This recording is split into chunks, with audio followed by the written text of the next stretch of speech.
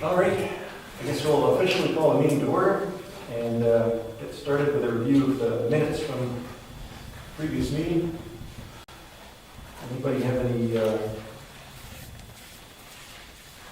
corrections, comments?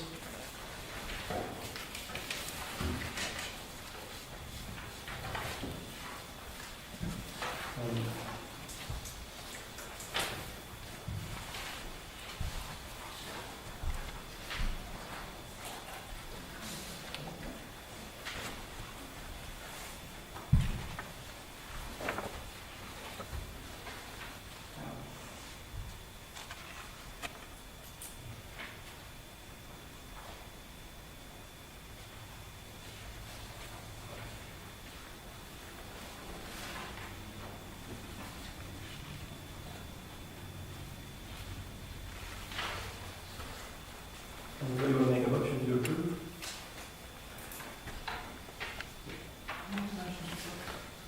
Okay, thanks, Susan.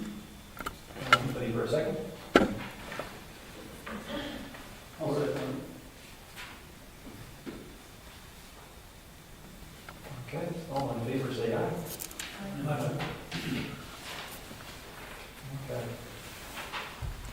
So, we have the next items open forum on action items. This, unlike a lot of township meetings, this will not be your last chance to speak. So, if you have any questions or concerns later on, I'll just ask that you raise your hand. Classroom rules. So, I guess we'll do the thing. Anybody on this side of the room? Or, I'm going to call on you all later. Or you get your own spot. Okay. Anybody from the other side of the room? Mike, Sal? All right. Well, forge on ahead. John, up there on Zoom? Yeah. Looking at the financial report, has anybody had a chance to review it? Is it up to date? I did look over the electronic copy and it appeared to be, to my knowledge.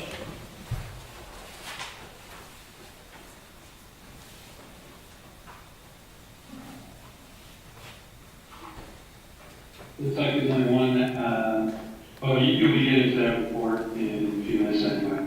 Go ahead. Yep.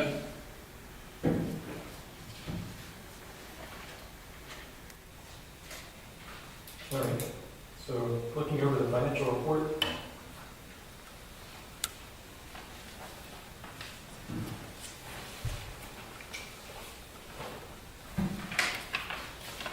Chip, could I call on you to kind of summarize it?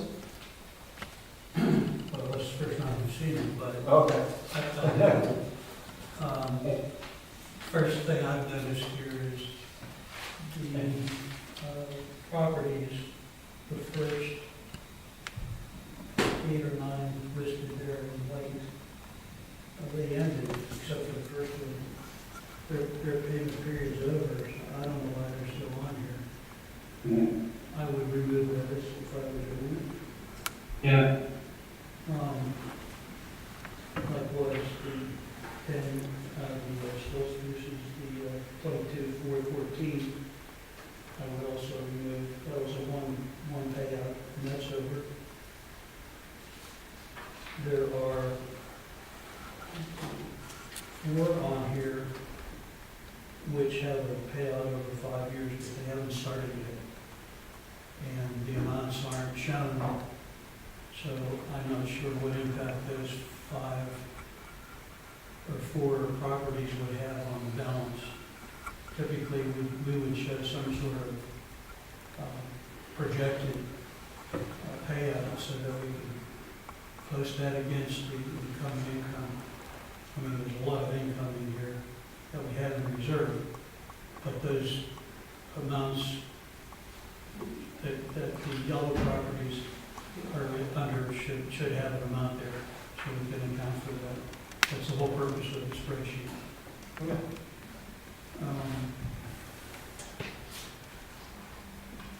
They're still using the $7,000 average as far as the cost to the township for one-time closing fee. In terms of So, John said $7,000 still appropriate, 9,000, 10,000? No, I don't think it'd be better. Should be about 9 or 10. I think it was 9. I think the last one was up here as a certain 7,500. So you want to be with a nice little cushion there. So I'd say So we should change that to 9,000 from the 7,000 sheet. Okay.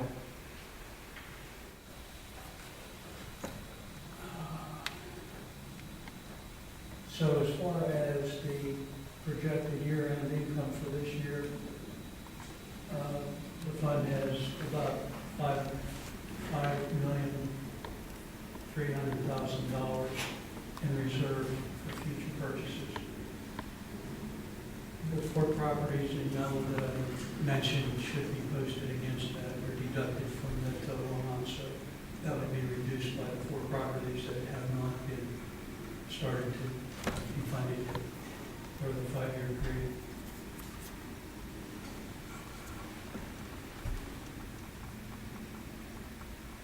Other than that, that's all I see written. All right. Took some notes to send back to our township treasurer. Who's maintaining this these days. Can a financial spreadsheet be posted online, like if you remove people's names, can you just put like the address or something and so people can see where that fund stands? Is that possible?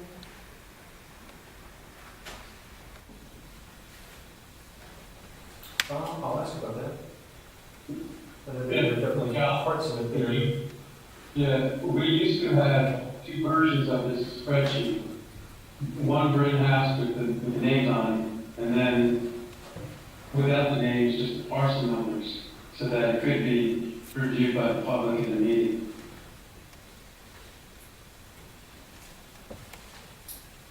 Let's go back several years. Yep. Yeah, that's a good point too.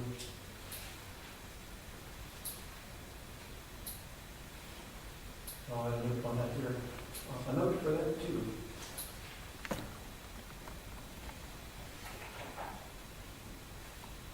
Just a background on this whole spreadsheet, and John put all of you here. Remember when we started going with those deferred payments? This was the way to keep track of our payments and have a running tally of not just what the fund balance was, but the available funds for upcoming easement requests. So that was primarily what this spreadsheet was for.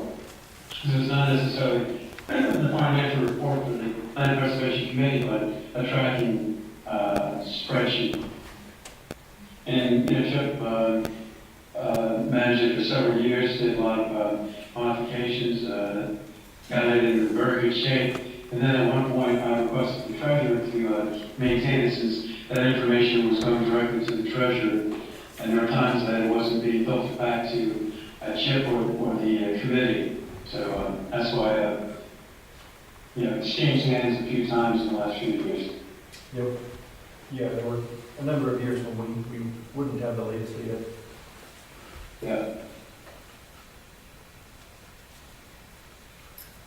All right. Any other questions, comments, concerns?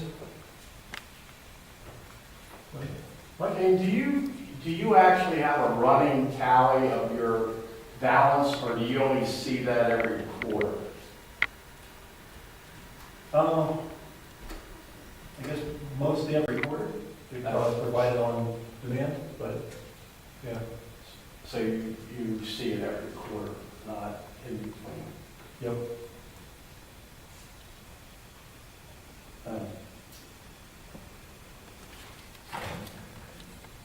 Yeah, there doesn't tend to be a whole lot of action. It's usually throughout the different months. It tends to just be kind of one big sorting out once a year, and then we go from there. Yeah, I figured you knew where it was, and if any changes, you would know. Going the other way, too, to Yep. negative. Yeah, as long as we get the updated sheet, yeah, we know what's going on. But-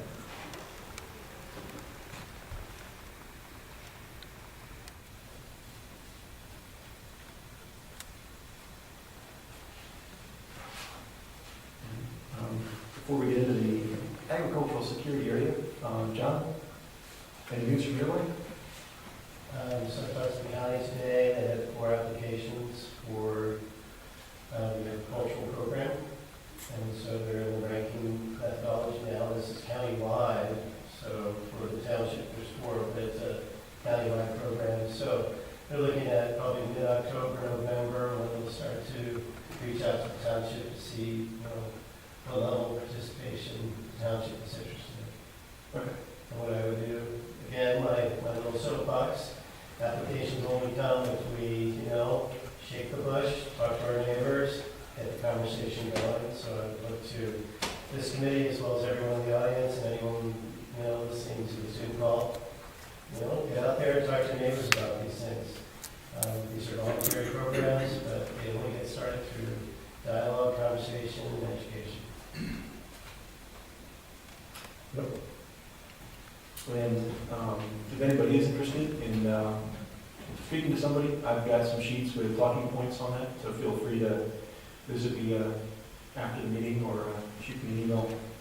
Shane had XYZ, I'd be happy to share out the materials I've got.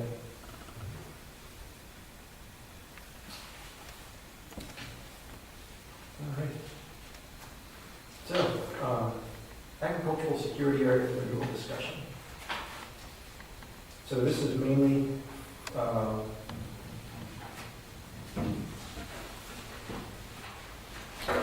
everybody not familiar with the agricultural security area, this is a statewide program. John probably better explain it than I can. But so to help farmers not be troubled by non-farmers, basically, you can sign your farm up for this program, and then that protects you from complaints that might come in and various legal matters from just doing normal farming operations. Basically tells your neighbors, all right, you moved in next to a farm, that's going to come with spreading season and everything else. And, the baler's going to be out there around 5 o'clock in the morning, and help protect farmers a little better. So everybody in the township who's got a certain amount of acreage can sign up for that, and it's supposed to be reviewed every 7 years, just to make sure that there aren't things, they'll make sure that everybody who signed up still makes sense to have signed up. So it can happen that a parcel gets sold and subdivided, but the original parcel is still signed up for the program. So we need to go through it every 7 years and true it up. I would also add, it makes you eligible for these programs. That's true. Yeah, that's a great point, John. In order to qualify for preserving your ground or getting funding through best management practices, supported programs and grants like that, one of the first steps is being a part of the agricultural security area.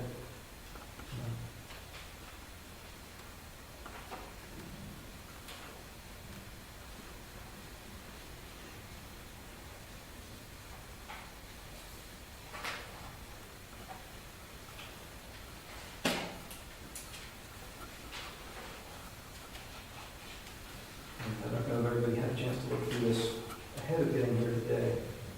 I don't think there's anything, there's nothing marked that we need to give a kind of yea or nay or approval on. This is just an opportunity for us to look over it and see if we have any concerns that we should escalate. Jim, are you aware of the town, sometimes it's really nice to have a map showing the agricultural security layer. You all have that, but you don't, we provide it for you all. It'll just show you the gaps, if there are farms that are not enrolled. And then it'll also show hash marks over farms that may have been developed that are no longer adequate or eligible for the agricultural security should be removed. It's just very visual, so looking at a list of things. Yep. Yeah, that would be helpful. And I don't think we have anything on that scale. We've got a bunch of smaller maps and aerial photographs. So, Q, I think you did that for the open space report we did last time. It'd be 5 years old. Is that correct, John?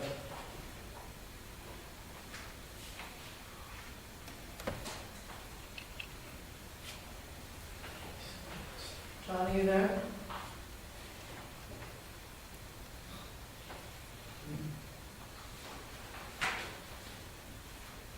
Well, we can provide one if you want.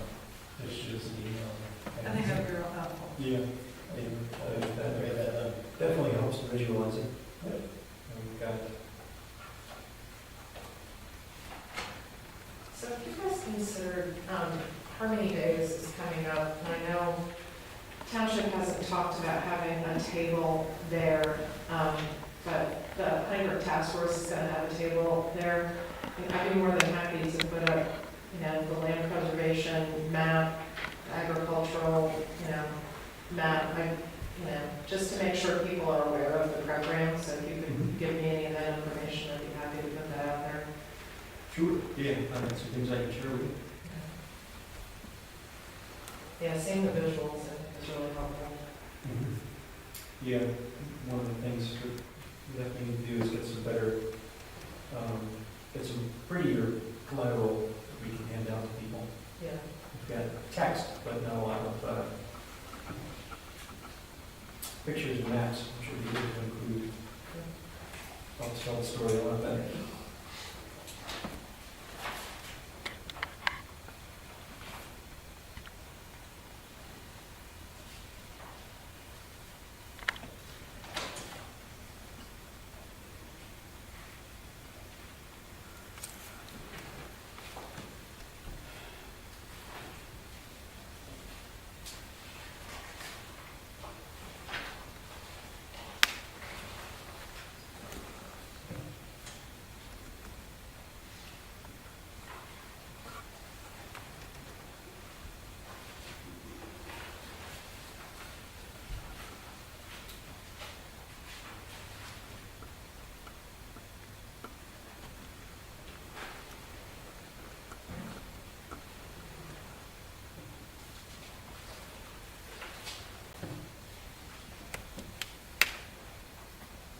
Any concerns about any of the proposed changes so far?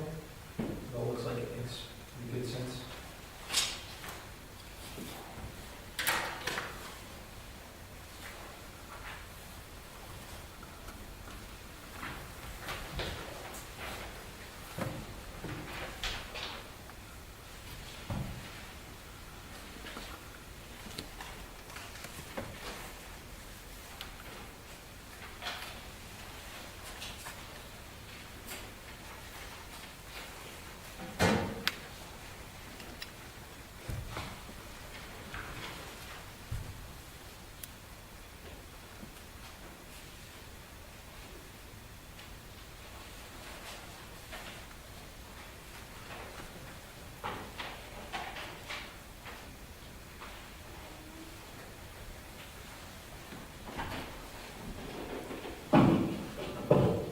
Summarize, Shane, on the last page, they have a total acreage in the ASA, and then the total farmland in the township.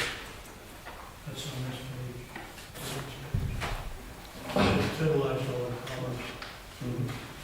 So the total that they have on here is approximately 8,000 acres in the ASA, and the total farmland in the township is 11,000 acres. So 8,000 ASA, 11,000, up that 11,000 total.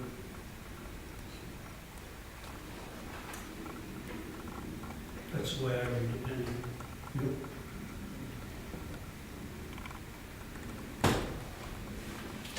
Yeah, makes sense. The bulk of it added in 1996. A bit more every few years thereafter.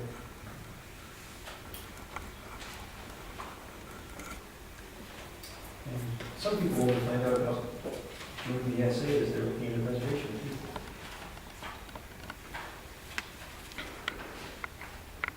Another thing, we should probably have better marketing materials for. Yeah. I know my one neighbor was very confused by the form she got in the mail.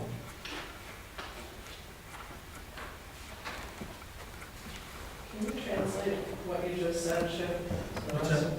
Can you translate what you just said to the rest of them? Yeah, very simply, out of the total farmland acreage in the township, which is 11,000 acres, Yeah, approximately 8,000 of that is identified as total in the ASA program. so that's the agricultural Yeah, program, and can you explain again what that is? So just think of this way, your township is about 16,000 acres in size. Our numbers are about 12, but 11,000 of those 16,000 are in active agriculture. And of those 11,000 acres, 8,000 acres under whatever ownership have enrolled in the ag security area. The ag security area being enrolled in its municipal-run state program that protects a farmer from any nuisance ordinances that adversely affect farming, such as sound, smell, light ordinances. So if you're in the ag security area, the way I like to explain it is, if you're in farming, you know that if you are spraying, the best time to spray would be about 3 o'clock in the morning, because that's when the wind isn't blowing, and you can really do a good, concise application. It's safer, it's better that time, but you may be out there with some lights, there might be a generator, and now you have perhaps new neighbors next door, and there may be a municipal ordinance that says after 11, the decibel level can't be over a certain amount. It was enacted, because we were all young once, and maybe we were all loud and young once, and so as a municipality, you have that ordinance. It wasn't meant to stop a farmer from doing the correct thing. The ASA is in place so that if you were enrolled in that, and that new neighbor comes to the municipality and goes to the zoning officers and says, you have to cite that farmer for being too loud. The township will then go under the municipal role, the ag security area, and say, I'm sorry, those ordinances are not applicable to this farmer because they are enrolled in the ag security area. It's a safety measure for the farmer. On the other level, as I said earlier, it makes them eligible, the farmer, for various programs. It's also a really good snapshot at the state level when they're looking at the type of community you have. Because again, here you know what every property may be at the county, they have a pretty good idea what you are, but at the state, they're looking at 30,000 feet. So they'll look at an ag security area, and that will help give an understanding of what your community is all about. And here, as Chip pointed out, it's very agrarian. Is there any cost to the farmer at all? None at all. It's just a protectionary measure.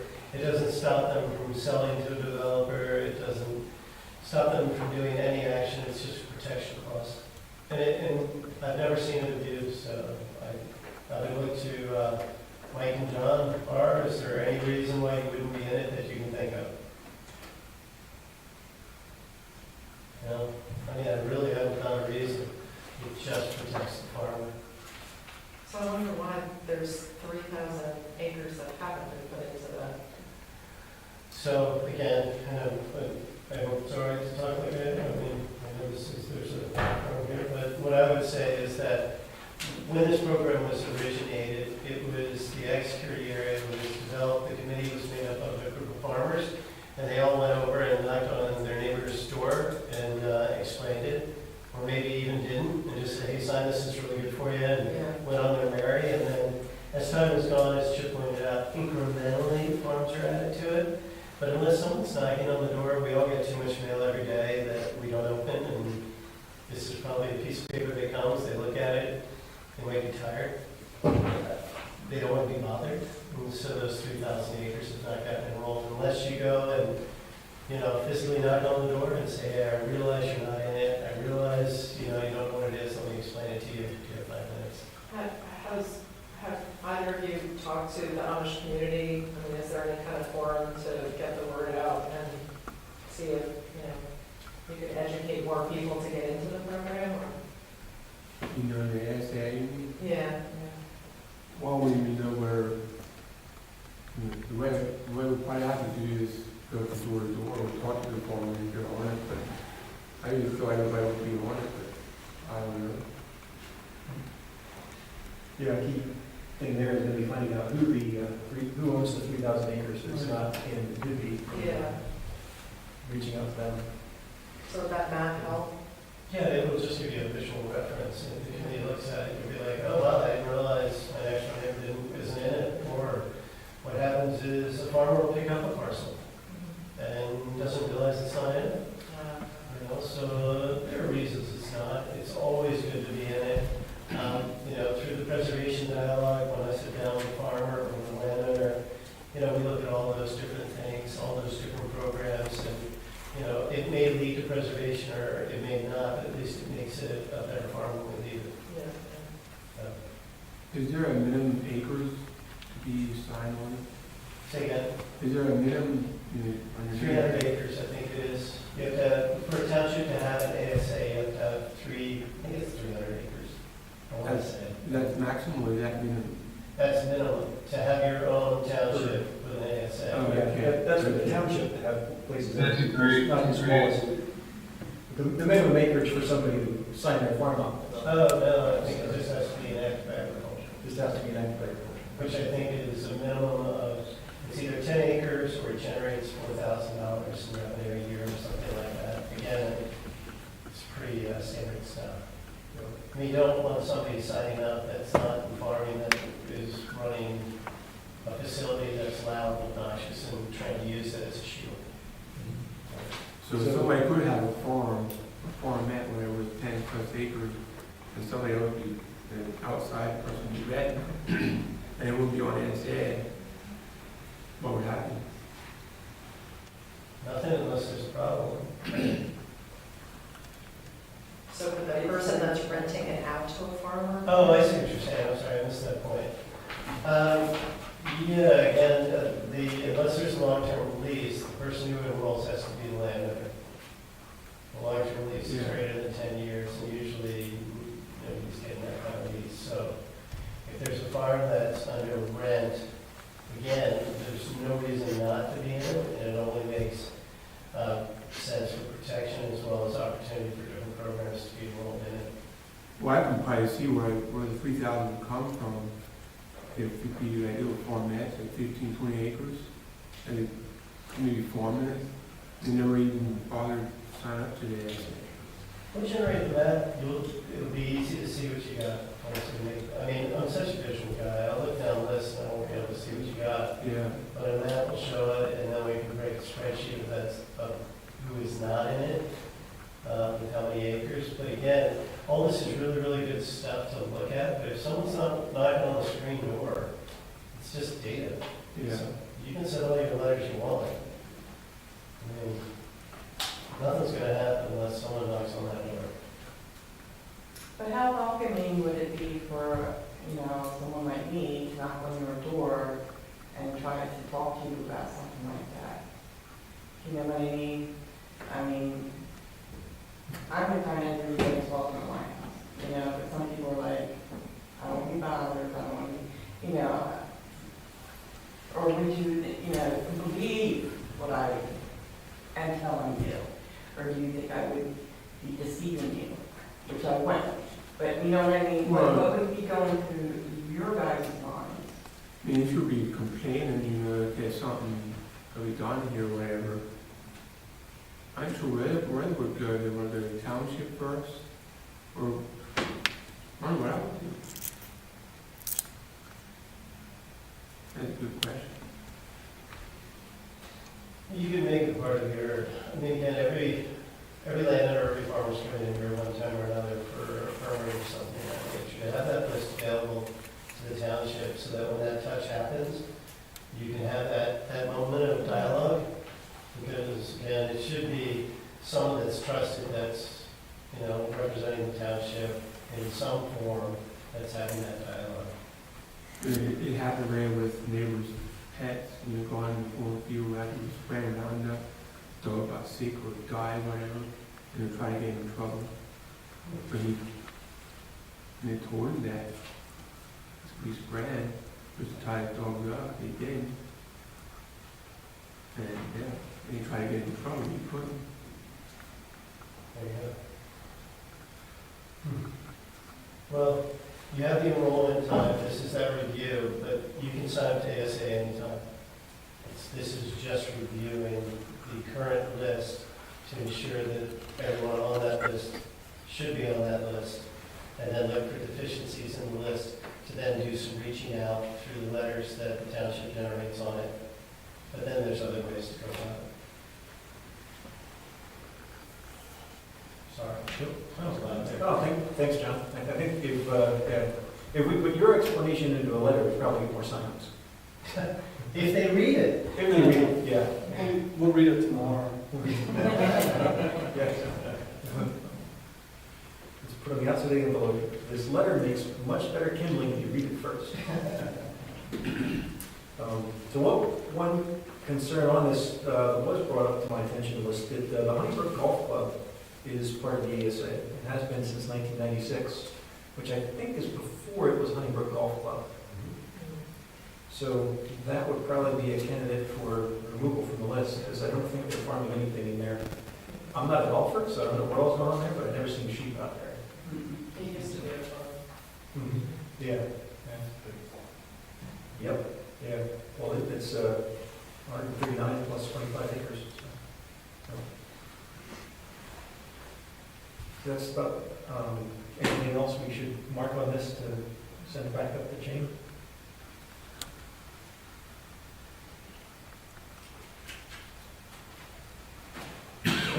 All right, and I think if somebody didn't actively request a renewal, I think they would, and they're already in, and there was no reason to take them out, I think they just stay in as well. Because I see a lot of blanks on here where there was no 2023 renewal requested.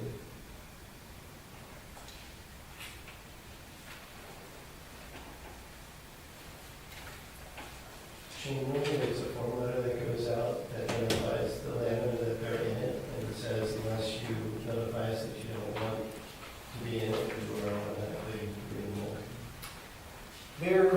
There was a letter that went out. It was kind of confusing in how it was stated. I don't have a copy of it with me. And it did raise some questions, but one question I got from a neighbor was, if I don't do this, like, are they trying to take away people's conservation easements? I was like, well, no, they can't, and this is something completely different, and, everything's fine, basically, fill it out, it's good for you. But, the materials that went out were a bit confusing, and, not entirely clear. So it was kind of just a form without any sort of context around it. About what being in the ASA meant.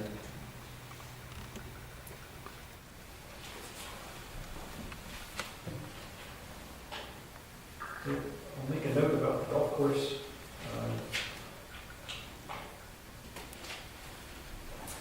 Anybody have anything else on the ASA front? I don't believe we can actually make any kind of official recommendation or anything on that.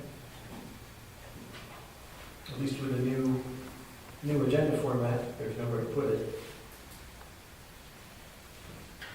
Anything else on ASA then, from anybody in the committee or anybody in the room?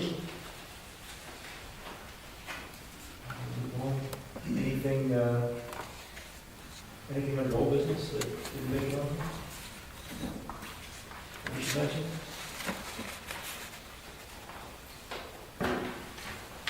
Nothing new on the application by natural lands. That kind of went back and was brought in again by John, and we did recommend, I've been watching for that to come up at supervisors meetings, but I'm wondering if it can't come up unless the minutes it was recommended in are officially approved. So those are now officially approved, so I'm expecting that to come up in the September meeting now. I'll definitely follow up with Warren and Christie to make sure that it's on there. So, yeah, it shouldn't be a problem. I was with that landowner the other day, and they're very anxious to move forward with that if possible, for various reasons, so. Yeah. With the beginning of September, I think. If they have a supervisor's workshop meeting, and I'll go to that and talk to them about it up there. Tell the story, make sure they know what's going on. They have a town meeting, all meeting tomorrow. Yep. Should you bring it up then? That, well, probably best to bring it up at the workshop, that's sort of where they set the agenda for the meeting the next week, or talk over the agenda for depth. If they don't have the workshop meeting for whatever reason, then I'll make sure that it's on the agenda for the supervisor's meeting for an actual decision. Or at least do whatever I can to make that happen. And then, I guess in October, we'll be hearing about the application from the county. They should have by October 17th. He said mid-October to November, the ranking should be completed. Okay. He would reach out to you. Also, is this a good time to talk about the breakfast? I don't know if that fits in here. I'd like to throw out a couple of midsummer ideas for you all to mull over for a speaker. Sure. So we do the farmer's breakfast in January once a year. It's a snapshot of preservation. It's a snapshot of all the good things that are going on in the agrarian community, but it's also a time to bring in a speaker that it's not just about preservation, but some form of agriculture that resonates with the community. We've done things like we bring, the Excellence for Dairy came in. We had Stratwater Research, on and on it goes. So one of the thoughts that I had for this year was several years ago, we worked down in the Oxford area, in the southern part of the county, southwestern part of the county, and assisted the Plainset community in developing a growers market auction house down there. And it's done very, very well. And I know that there's some produce that's made out here, and I know that it's an aspect of what you all do up here. And I didn't know if it would be of interest to the agrarian community to have the auctioneer who helped develop it, as well as perhaps one or two of the board members come up and explain the process and how they went about it. It's kind of cool to me. I think it's one of those situations where, at least in my mind, in the farming community, anytime where you can do direct sales and cut out the middleman, it means you're making more money. And that auction has cut out the middleman in a lot of ways and made more money to the farming community. And to hear that story and how it happened, and site selection, things like that, I don't know if it's something that this community would be interested in having, but I think it's certainly, in my mind, an opportunity that, is there. I'm sure there's people that grow crops here and take it over to Lancaster, to Beaverland, or Leola, where those auction houses, which would be the closest from here, but to have something homegrown here would be, I think, an asset to this community. John, how different is that from a farmer's market? This is where you're bringing in produce and selling it through an auctioneer. Anyone can attend. I go in and buy things all the time, but you're buying in lot. So you'll buy a box of tomatoes, or you'll buy 10 hanging plants, or whatever the lot is, and the produce is being sold to people that are selling it out of the pickup truck, to you and I, or to Acme. I mean, those are the buyers that are there, but it's direct sale instead of selling it to someone who then sells it directly. So it's a better margin for the farmer. How better, because I see like a farmer's market being much more beneficial to the residents of the township. Sure. Is it just not as profitable as what you're talking about, this auction market? Well, when you say it, again, and forgive me for going on a tangent, is it okay? It's okay. Okay, so a farmer's market is a farmer's market is a farmer's market. You have one, and why I say that is that in some ways you already have a farmer's market. There's several places that are farmers that have markets. And you have the places like Reading Market or the main line there that have, several sellers that are all have their booths and are selling selling their wares every Tuesday or Thursday or whatever it may be. Are you thinking that, or are you? Yeah. So again, to me, again, I think all of those things are on the table. It's an opportunity to the farming community. It comes down to what they're more interested in. Each model has its own business plan, and then you also have to look at supply and demand. Are you going to get, that kind of demand every Tuesday, Thursday, Saturday, whatever it is for the farmer's market?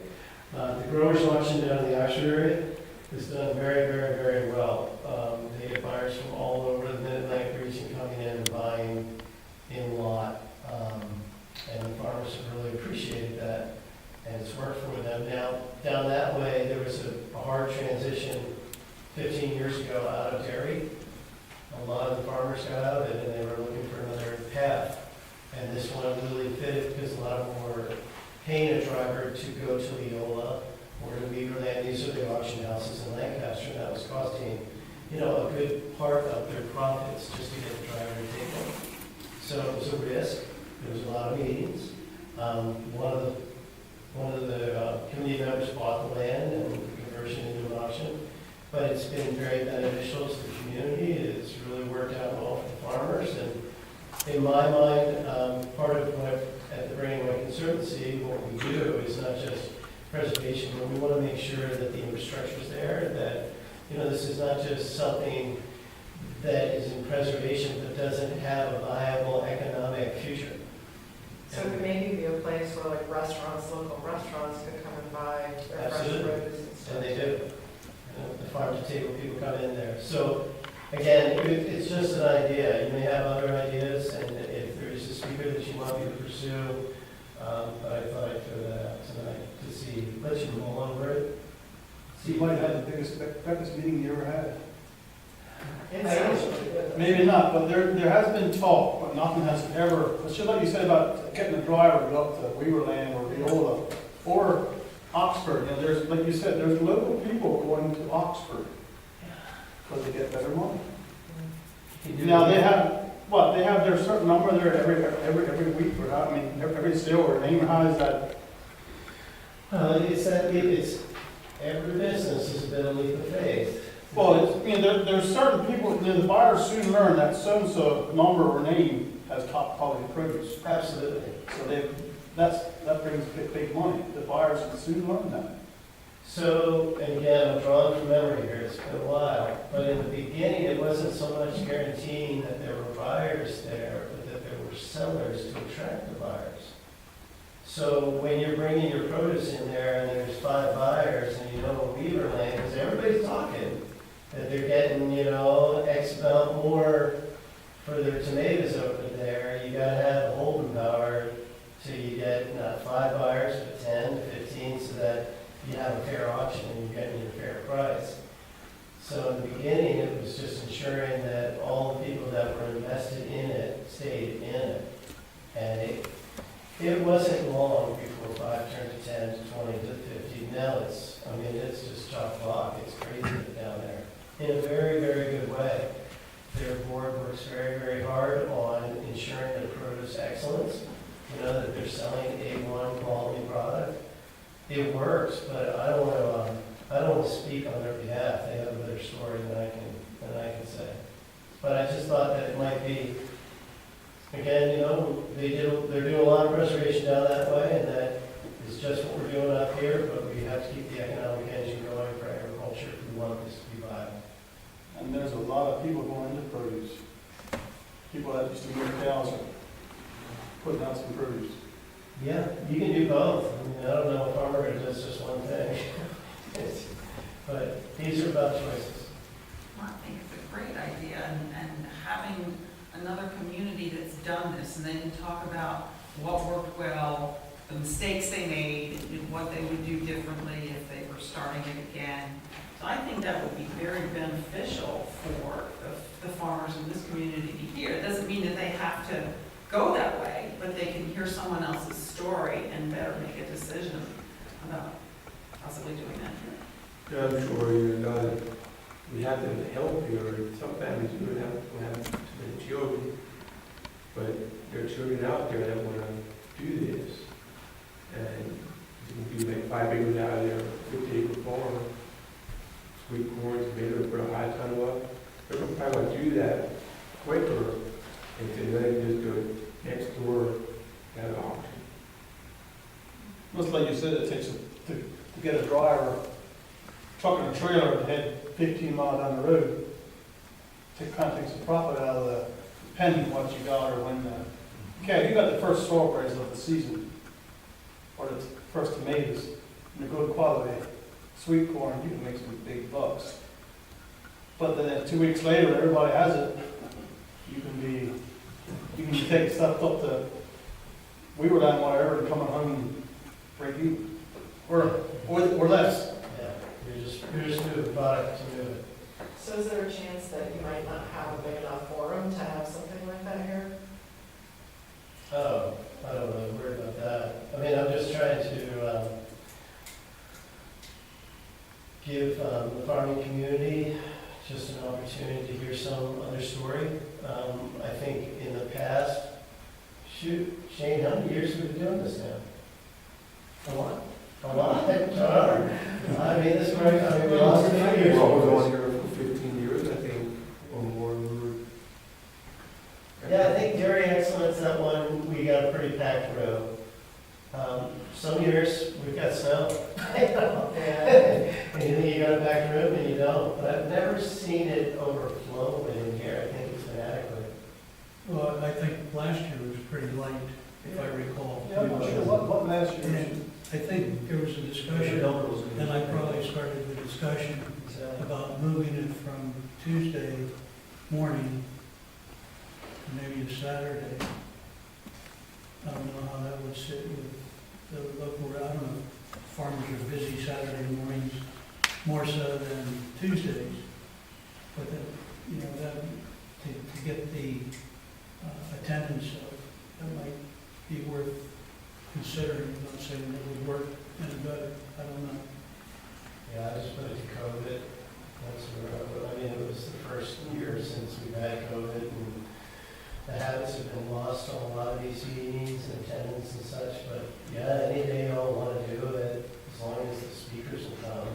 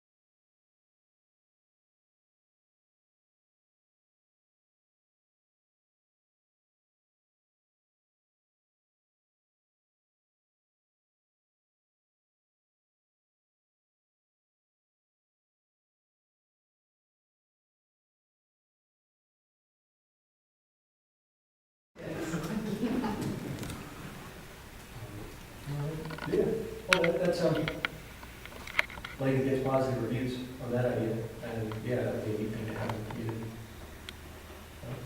Okay, pencil that in, but come back to it in, at the next meeting. I'll reach out to them to see if they're interested in coming up and doing that in January, just to see if they own out. So there's nothing worse than coming in October and everybody's going, yeah, go do it, and then they're like, no, we can't, you know, we're out. So let me see what response they have to it, and again, if there's other good ideas, please let me know, and I'll, you know, try to notice this week for sure. Who was the engineer to help them get started there? It's David Longnecker, Okay. so he's Peter Shine. Peter Shine, yeah. I kind of thought so, I wasn't sure. Peter shot, yeah, I just figured her off here. Yeah. Way back when I was a boy, yeah. Yeah, so David and Orpha and their father, it was mostly Orpha and David, and then John King, Ike Stoltzfus, I can see a couple others. We ate a lot of ice cream. Well, I tell you what, because you have to be unanimous in every decision. I'm kind of like, hey, let's move along, you're getting a good idea. You just, you have to take your time. There's a reason it works. You gotta take your time. So, but it's a good story, and I think it's worth sharing here.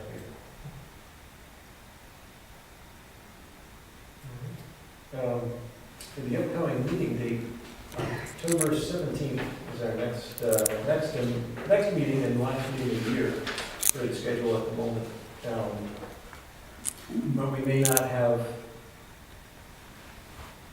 all our applications ready to review at that point.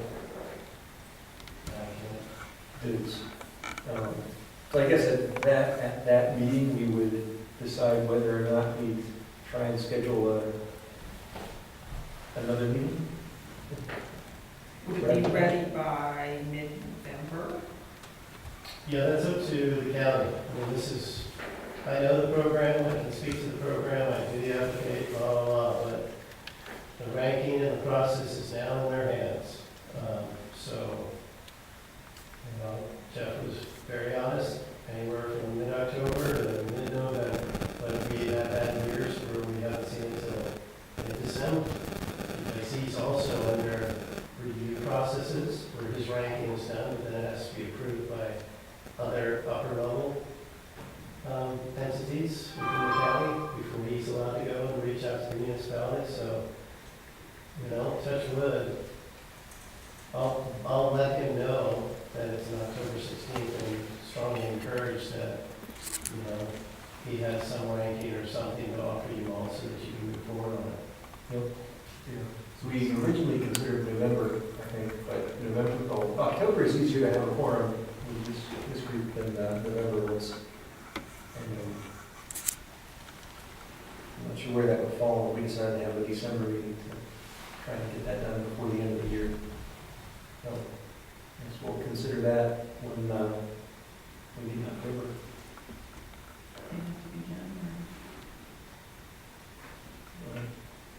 I mean, if you don't get it from the county by December, it would be January. Yeah. Well, we'll find out. We're right there, we're seeing that one. And then looking ahead to 2024, we've got meetings planned so far, January 16th, April 16th, August 20th, and October 15th. All Tuesdays, and all third Tuesdays of the month, and 7 p.m. right here at the Township Building. Any other open forum items? Yeah, I just wanted to talk about the discussion that came up at the supervisors meeting about the two $400,000 withdrawals from the land preservation, of which you guys, I think, were only aware of one. Yeah, so I circulated that news through this group, because in previous communications we've had, and when I previously asked for clarification on those transfers, we were informed that none had happened, but I guess that wasn't looking back far enough. So the kind of complete story is that in 2019, we were approached with a request to transfer $400,000 from the Land Preservation Fund to the general fund for use in matching a grant request to get money for fixing up Humboldt Park. We discussed that fairly thoroughly, pros and cons of it, and agreed, you know, we really didn't, we decided we could support that. So we recommended that, yeah, we could do that, a single $400,000 transfer to help support fixing of the park. It wasn't clear whether that was ever even going to be spent or already done.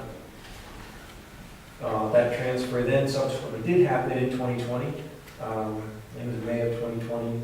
I've got the dates, I don't have it with me. And then, without any further discussion, that just became a line item in the budget for the next year, and a subsequent second $400,000 transfer occurred in 2021. All of that $800,000 has not been spent and is still sitting in the Parks and Recreation Fund. There was a line item additionally in 2022 to do another transfer that did not occur, and in 2023 it was not budgeted, so it's time to meet it out. I've been to a lot of township meetings also, and there's been a tremendous amount of pushback from the community, and it's worried about this spread to use of land preservation funds for anything other than what was stated in the original referendum. And then, I think it was 2 meetings ago, we as a group made an official statement to the supervisors that we do not support any usage of land preservation money for any uses other than preserving farmland and the things that people voted for in the referendum. Well, after we agreed for that first $400,000 transfer, a short time after that, there was a project plan that was distributed from the previous township manager that was to the tune of $5 million for the upgrade of Rumble Park. And it seemed to be that there was an expectation that a good portion of that $5 million was going to come from land preservation funds. And there was a lot of consternation and rage about that. And that plan just eventually got shut down. But we had been told that only that original first $400,000 transfer had occurred, and just now finding out that there was the second one. So one of the residents asked if there was any way to rectify the situation. And Warren said, I guess one of his ideas, the first time I was hearing about it, is that once the skate park was put in, any remaining money would be put back, or he would propose that the supervisors would put it back in land preservation. But I don't know if that's something you guys can propose. I don't know that it makes a difference, because I think those supervisors are going to do what they want to do. But, it would be nice to have, I guess, some kind of proposal for them, whether or not you guys think that that's acceptable for them to keep that other $400,000 in there moving forward or not. And, I don't know, when you guys put that statement out about we didn't want land preservation money being used for Parks and Rec, whether that also included the interest payment, the interest that you guys are making, because that's also on the table as an option that the township was considering. I think all of those things are really turning residents off to the land preservation program. It's unfortunate, but it's giving the land preservation program this negative view that people think it's just a slush fund to be used for pet projects in the township. And, if you don't maintain what you have, and all you keep doing is building more, then you're just putting more and more expense and burden on the township. So, not that that's your issue, but I'm just saying that it ends up being a negative thing to try to overcome. And people already have this view that land preservation isn't helping when they see all this development occurring, so they can't really make sense of that. And then they hear that they're earning them taxes going towards something other than what they thought it was gonna go towards, and that creates a lot of distrust about the program. Well, if there's not a conservation easement on a parcel of land, land preservation isn't gonna stop the development. Yeah, I know, and it's trying to, I mean, Shane's been trying to get up and explain that to people at the meetings, but it's about having a conversation with people. You know, they just see all the growth and they don't understand why it isn't helping to. Oh, it is helping. There was a farm on Beaver Dam Road that went up for auction Yeah. last month. That was, there's 3 parcels, around 80 acres. And that was preserved. And that was preserved. And if it had not been preserved, I wouldn't have been surprised to see it come up as a proposed development in the not too distant future. See, And that's what I see. You know, I've been here 55 years, I know, shut up about it. But I see all this agricultural land, Washington 322, that's been up for sale for 55 years, since I was born. And it never went through. They kept growing corn. I don't know if it was, I think it was corn for the cows, you know. But it's good prime agricultural land. And I'm thinking about this, and we want to build this horrible, wretched development, and it just turns me off. Like, there's got to be something more we can do. Like, I don't know, I've seen it on the news, I don't know where it's from at, but children from 2 to 18 had took their county or whatever to court to say that their adults are not saving and protecting the land for them to keep when they get older. I mean, do we do that? Do we pick it and say enough is enough? Go to Harrisburg. I went to Harrisburg and petitioned about the nurses with COVID. You know, I was in that mess. Yeah, the program as it stands right now is just voluntary, and we've had decent amounts of success with that. We have, there's some landowners who just don't want to sign up, or don't see the value in it, or It's all just about want to the get a lot of money. money, and they're often not the people who live here, too. I just don't feel comfortable with the way the township is currently viewing that money that you guys have. You know, well, that perception, I'm hoping, and it feels like is shifting, but it's definitely something. Yeah, but it's a we're real keeping our- concern when $400,000 that you weren't aware of got transferred. Yeah, So that's a problem. and That should have never happened, and they shouldn't have done that, that we don't know anything about. No. that was kind of additional collateral from COVID as well. I mean, we didn't meet for close to a year and a half during that period. Right, There wasn't. and everybody was home. Yeah, everybody was home. Right. There weren't any applications coming in because there weren't any meetings happening. Nobody was selling anything, or buying anything. But that still shouldn't even be right to take No. that money out. Oh, I agree. Yeah. But regardless of why it happened, I think it needs to be rectified moving forward. No disagreement there. We were, Okay, the question, that's what was my question from the beginning. When I asked you, how often do you see the amount in the account? When $4,000 would leave the account and there's not a lot of activity, you would have to see that. well, with the income coming in as well, it, But for a set number too, Yep. 400,000. I would think that somebody would be able to say, oh, what was that for? yep, Right, Yeah, question that. Yes, Nate absolutely. did it, Nate. yeah. Didn't you guys question that a couple months ago when, earlier this year, This this is all was there. questioned? Yeah, I mean, we have, well, we've seen numbers and asked questions like for about 2 or 3 years about, okay, what's actually going on here? it seemed like the answer always changed. Right. Because, in one inquiry, like, okay, you know, I see on the sheet that you've got $400,000 budgeted. Like, did that happen?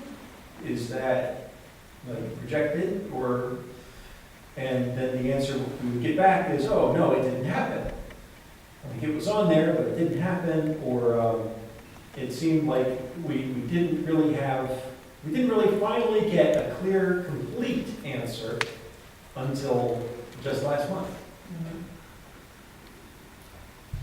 And it is something that we've talked about and asked about and been trying to figure out for quite some time. Because it definitely seemed that there was something fishy, we just weren't sure exactly how fishy it was. Because first You've got we were told, different township managers that were involved in this whole thing, as for what I understand. But to me, the question should have been raised when you, at the least, when you seen that 400,000 leave your total, that, like you gave a total, you had 5,300,000 tonight. Somewhere along the line, at your quarterly, you would have to see from one quarter to the other, if and when that 400,000 left your account, because you know what that balance was. And 400,000 is a pretty easy number to see. And You know, and they questioned that several times to the Board of Supervisors. That's what Sorry, they're saying. sorry, I don't have the line conversation. Yeah, no, you do a legitimate point, Mike. I mean, it should have been far earlier. That's It should what have I, been, yeah, it should have been. what's happening now is after the fact. Yep, It should have been back then, is where, yep. Would it prevent it in the future if somebody from land preservation has to sign off on this? You know what I mean? Like, there's not, first of all, should never happen again, period. Yeah, Because that's not what it's, voters agreed to. yes. But, I don't know, first of all, we have to rectify what happened, and then we have to prevent it from happening again. Yep. I mean, those, I see are the two Well, paths. I've made a comment, I've been looking for this, and it seems to be going on, it's been for a while. But to start off with, that 400,000 initial thing, yes, I did agree, but I did have an opportunity to speak to home preservation many times. If you recall, one point I said to Steve Landis, with the input from the Land Preservation Committee, in response was, well, we haven't talked to them. So I think when we talk about the Board of Supervisors, there is some level of accountability and responsibility on the Board of Supervisors. So I do appreciate if that would be acknowledged. So when I came to a public meeting, when the Parks and Rec met with the Planning Commission, and I was a member of the audience listening to this, and then it was going back and forth, what I'm hearing just now. And at one point, I stood up and I said, what I approved for that renovation for Humboldt Park was in the range of $2 to $5 million. And then I was corrected by my township supervisor, manager. He said, no, John, it's in the range of $5 million. At that point, I just said, threw my hands up in the air and said, I'm out of here. I was furious. Accountability is lacking, we know that. Fairness is certainly rampant. And as an example, recently we had on the Parks Plan a request to the supervisors to decide whether or not those streets would be dedicated or whether the HOA would be responsible for them. So I asked the question, what was Don Johnson's input? And they said, oh, he hasn't, we've never reached out. He never reached out to the road manager who was in charge and responsible for those roads. How careless can you be? That's what we're up against. Okay? And Yeah, like with the $400,000 transfer stuff. I was in a situation with the land preservation document, $10,000 expense, and then John Goodall, you could probably confirm that. That was on the 2018 line item that we approved, and then in 2019, it $10,000 appeared again, and I said, what, did the cost double? Are we paying 2,000? He goes, no, I couldn't determine which year to put, to account for the payment. So it wasn't falling out on me, one reason for the, no, okay, you know, I had, $20,000 or $10,000 expense. So yes, when you see the residents enter into these meetings and asking these tough questions, that's necessary. And as far as these, reports, that the spreadsheet that you just received today, I've been fighting for years to have that included in the Board of Supervisors monthly package, even if it doesn't get updated every month, so that when a question does come before the board, that we can intelligently respond and say, no, not how much money is in the account, but how much money is available and whether or not the board is in a position to consider an easement request. That's the basic skills that are necessary for serving on the Board of Supervisors. And I'll end it at that point. And I will say that Parks and Rec didn't have a clear vision of what was taken from land preservation put in their account either.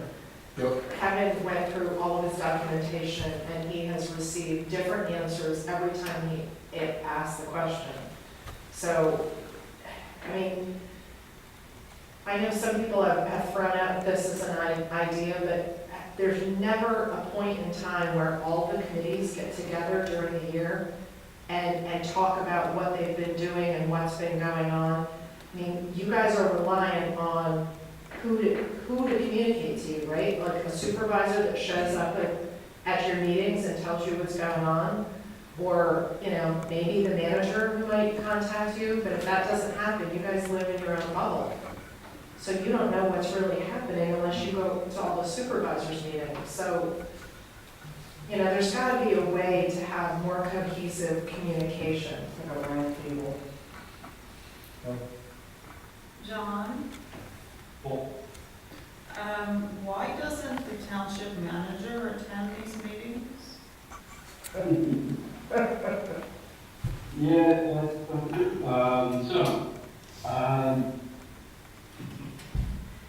the previous township manager, he attended some of the park and recreation for a while because he was actively involved in that.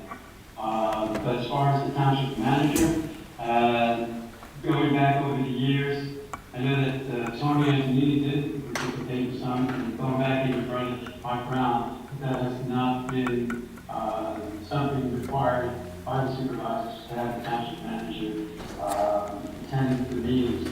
I mean, I have on a basis, and you've seen me over the years at land preservation, occasionally at parks and planning, and that's something that I don't see the full board the other board members actively engaged. And they would have they would at least know who's serving on the board. Because I can tell you this, if you ask the supervisors who's serving on their committees, they don't even know the names. Is that a recommendation you guys could make and ask for? Doesn't mean it's gonna happen, but you could ask. We tried, I tried to have the signs where I go land preservation, racing, go to another committee, and things like that, and it just doesn't happen. But I think it's better to have the manager come, right? Because he knows what the budget is and what's going on with it. Yes, we can, we have to get at least two board members to agree to that.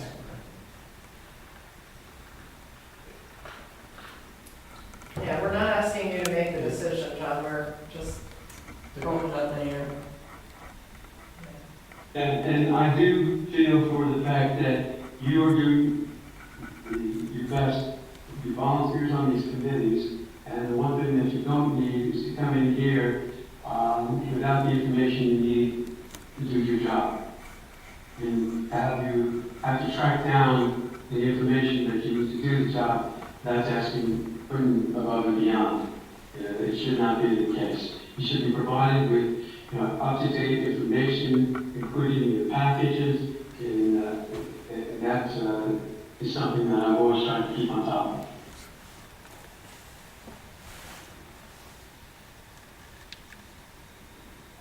As far as the manager is concerned, we'll bring that up at tomorrow night's town hall meeting. Yes, I will. Good suggestion. I hope everyone, if you can't make the meeting, let's try getting on Zoom. If you can't get on Zoom, then go on YouTube and take a few minutes and listen to the discussions. It would be very interesting for you. Turn it back to you, Shane. It's your meeting. Yeah, I'll take John. Do you want to say anything back tonight, or make any kind of a recommendation? Regarding 400,000, 800,000, or? Well, I'd like to know what has been spent and for what. It hasn't been spent yet, The second 400,000 or any of it? any of it. It is all still present in the Parks and Recreation Fund. So if I remember correctly from the notes you sent me last week, the first 400,000 was in 2020 and the second 400,000 was in 2021. And none of that money has been spent. Yes.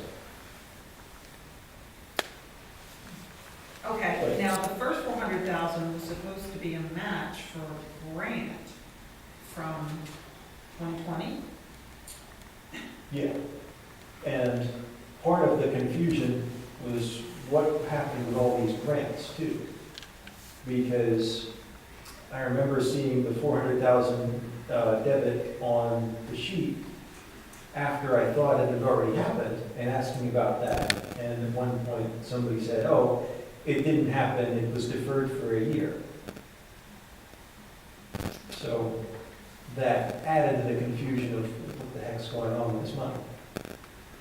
And the original match was for they were trying to get a $400,000 grant to match the first 400,000 to fix things up over there. And now it's, instead of a $400,000 project to fix up the park, there's a skate park that's 450,000, something like that, and 250,000, okay. Supposedly. And there's a grant that's, we were applying for that, Matching. you know. But in order to qualify for the grant, we have to, kind of have money set aside for it to kind of show that we've got our own skin in the game as a township. But that's what I thought a lot of people understood, that was the only reason it was like virtually transferred. So it looked like there was money in the account, so the matching grant could come in. But what I was told is there was never any intention to spend that money. It was just there so they could get the matching grant. Yeah. So the question is, well, and if there's 1.1 something million in that account, and you only need to match 225, you don't need that 800,000 to match that Exactly. as well. So if all that is correct, it adds up, then they could transfer it back. Good. At any point, or they should. But then they still have the problem where they don't have funding for Parks and Rec. So then the comment has been made, okay, then fine, we'll raise your taxes. So, Well, they haven't answered the question on why they're not assessing user fees for baseball association that use the park 6 months out of the year. And I've asked that question many times and I don't get an answer. I mean, instead of putting that skate park in, could the basketball court could be fixed up, the pickleball, tennis courts could be fixed up, drainage could be fixed so up. they're moving You know. money from the general fund to do that.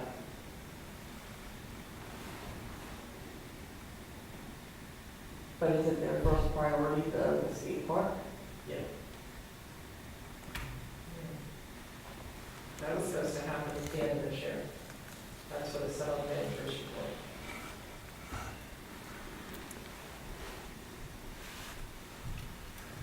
But wasn't it also? I think what we should do is just make a recommendation to the board of supervisors that we would like to recommend that they transfer any remaining funds that were taken out for Parks and Recreation back to the land preservation. And it's up to the supervisors. That makes sense. That's about as far as we can go. We can't control the supervisor. No, no. We can make a recommendation. Yep.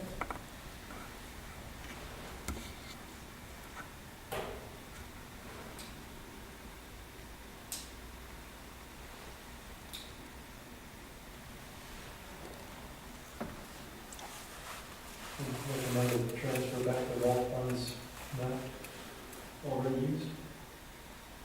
Well, funds that were originally transferred from this committee's fund back to us. And that's just a paper transfer, there's no dollars that Yeah. pass hands, it's just shown on the books as in and out, basically. The credit limit, the debit limit.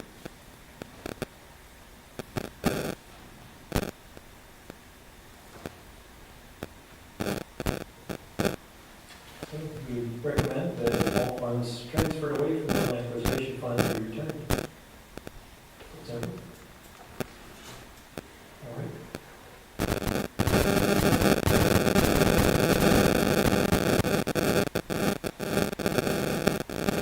Make the motion. Second? Susan made there first. All in favor, say aye. Aye.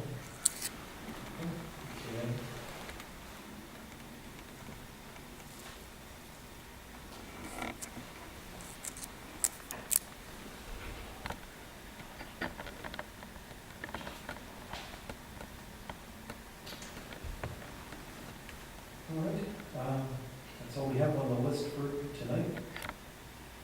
Until October, is there anything else? Anybody has anything? Mike, sorry. Shane, do you know how many exact acres are left that could go into the land preservation? Approximately 6,600. And the $6,500 an acre charge, is that still that, or the fee? It's anywhere from 5 to 8, depending upon a number of factors, I think, at present. John just said tonight that he thinks it says. He said that. Does that mean that the closing cost, is that what that's the same thing? Yes, that's. Yeah, he said that was 9,000. So The Shane, closing cost. did you say earlier that you were estimating for the remainder of the unpreserved land in 2019? You project that another 15 million would be needed to preserve all of that land? In the previous revision of the land preservation plan, we were looking at the acreage available that could be preserved and average costs in 2019 dollars and average matches we were able to get at that time. Because typically through matching funds from Chester County, state sources, and different private organizations, William Penn Foundation, Brady Mike Conservancy, City of Wilmington, helps fund these programs. We were able to get about $3 of money from other sources for each $1 of Honeybrook tax money that was spent. So given that, we had about $48 million worth of work to do at the time, which would have meant about $12 million worth of Honeybrook money would be needed to do everything that could possibly be done. It's not everything is going to wind up preserved, most likely. So do you Some guys, people do do this. you guys have an idea, like when you get to a certain dollar amount, what's gonna stop the program? Like, I mean, obviously, the program doesn't need to go forever. Correct. Yeah, I think we said if we reach that $12 million mark, there's not gonna be any point to collecting further money. We've also looked at an intermediate point, at which point the tax could be changed, but from what we've learned recently in conversations with, in different workshops, with Beth Cole, Township Solicitor, there isn't a way to change the tax. It can only really be left or repealed entirely. And then you put it back on. So there isn't a way to like reduce it from half to 25, or from 0.5% to 0.25%. By referendum though, right? Like, that's what she isn't really clear when she explains it. I thought by referendum, you couldn't clearly do that, like you'd have to remove it and then put it back on at 0.25. But, like, I don't know, I'm still not clear whether the supervisors can decide to reduce it all on their own, or whether that has to go through referendum. I don't. Yeah, that's definitely a lawyer question. Yeah. Honestly, we've done in the past, the Board of Supervisors has the ability to reduce the tax. You do not have the ability to increase the tax, Yeah. and that will have to be voted by a referendum. Okay.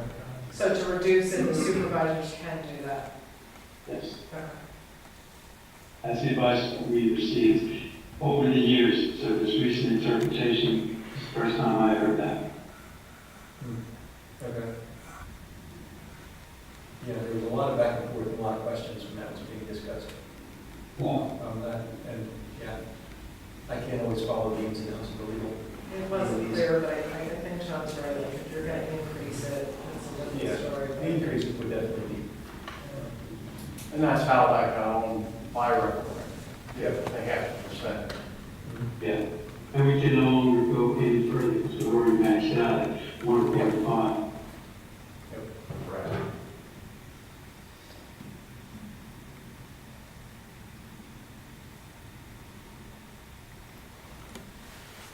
And Jim, when you said about that 6,600 acres you mentioned, and of them, you know some that already, the current owners have elected not to go into the program.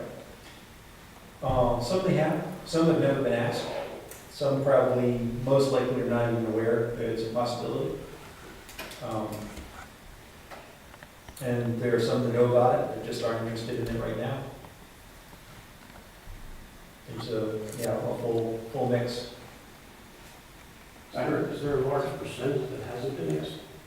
I don't. Why haven't they been asked?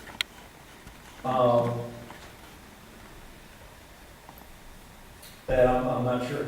There were certain priorities. I don't think we've ever sent out But is that a notice anybody's to everybody. business? What's that? Is that is that my business to ask, okay, that Mr. Parker up here doesn't want his easement or conservation, whatever, done because of this reason? That's not my business, correct? All I know is that he just doesn't want it done, right? But is it not our job to potentially funnel information to the residents that may or may not want to do it? It's not our business to require that of them, it's not our business to make them do it, but is it our business? It's always voluntary. And yeah, one of the things that I just learned last year is that we've mainly been targeting specific, like, there are lots of people who are eligible who may have never been contacted. I recently got a list of every name and address and acreage of anybody who owns ground that could be eligible in the township. And one of my goals for this year that I didn't manage to complete was to reach out to a lot more of those people. I did make it to about a half a dozen doorsteps, with marketing handout, like, by the way, we've got this program, you've been paying for it, it's for you, this is to help you, help your neighbors. Yeah, I got to a couple places over in the east, there's there's a lot more township that could be covered, and it might be, well, as John Goodall was saying, you know, the best outreach is neighbor to neighbor. I mean, I've been talking to, like, everybody on my street is signed up for it. Everybody who had enough ground to get signed up, except for the one kind of absentee landowner who I'm not even sure how to contact. But in your at least attempt to go to the 6 or whatever, was it received positively? Yeah, I didn't have anybody, you know, say, you know, get off my lawn. You know, everybody was like, oh, you know, that's interesting, you know, we'd probably be interested in finding out more. It is also something that, I say from experience, involves a long sales cycle. Like, I first asked about it myself probably around 2008, and 2015 was when I finally got done. And that's just because there was lots of other things going on, you know, in between. I mean, there was yeah. I don't even know what all happened there. There was 2 job changes, a baby, you know. Life, yeah, life happens, and, you know, selling your development rights isn't always the top of mind for everybody. So, but I talked to a lot of people who are like, oh yeah, that's interesting. One person said, yeah, the need to get to that. Like, all right, well, you know, TikTok, opportunity is perishable. So, yeah, we were aiming to continue outreach efforts and step up outreach efforts. Well, if you need help or need assistance, I would lend my assistance to you if you need help. Thank you. Well, I'll send, I want to get some better maps and pictures and different flyers. And I've tried putting them up in hardware stores, grocery stores, places like that. Try and get the word out. Yeah, nothing beats, you know, a neighbor stopping in and saying, hey, I've been driving by your farm for years. I think it's gorgeous. I'd love to see it stay a farm forever. You know, did you know about this program? That's what we want. Yeah. It's amazing what that can do. I had a neighbor I talked to about it, I brought this up before, he said, I'm not interested in any of those programs. A couple of years later, he reserved his farm. I think it made him Well, maybe you think, made it different, made it a thought there that. something made him think, or, you know, I don't want any credit for it, but like I said, he said he's not interested in it. I couldn't believe it when, after he applied to preserve his farm. My farm was just so recently, and I was glad it was preserved. Might give it a couple more tries, maybe if it even takes 2 years to wait, at least we'll get more of it in. Are the preserve farms, are they designated in any way, is there like a significance program or anything? That's something we've never done up here. And that's something, yeah, I don't know. Well, I we don't know how talked open about people would be to that, that. we talked about that 7 or 8 years ago. Yeah, we had a sign, maybe. I don't know if we got that far, but I think some of you guys queried some of your names and such, and they said, we're not interested. The consensus was they didn't want to sell it in front of their farm. I got that. Okay. Yeah, well, it's just another thing to mull around for most people. I mean, I didn't know if it would attract more attention to the program and. No, I think it's a good idea. As a matter of fact, I think I brought that up a while back, and I was surprised that a lot of people don't want to see a sign out in front. So, yeah, but it's a good idea. Thanks for keeping us beautiful. Okay,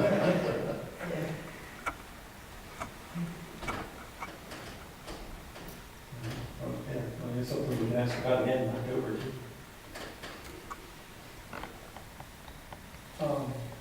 Anything else for me, Jim? It is 9 o'clock, so we use it. And have a motion to adjourn? Good to adjourn. Thanks for all you do. Yeah, well, thank you guys for coming out tonight. Appreciate it. And there's still cupcakes left over there. Did you bake them? Huh? Did you bake them or did your wife bake them? I did. Really?